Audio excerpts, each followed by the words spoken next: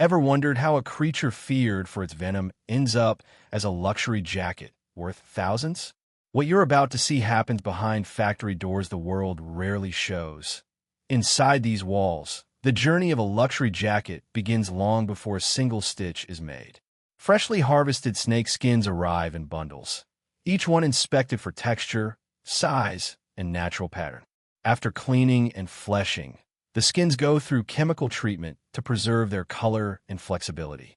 Skilled workers then stretch the leather, carefully aligning every scale before tanning brings out the signature glossy finish.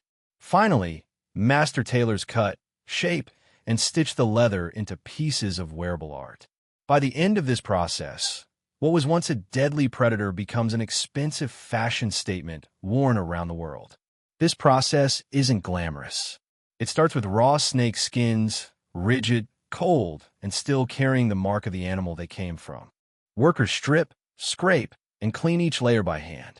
The smell of chemicals fills the air as the skins are tanned and dyed into luxury patterns.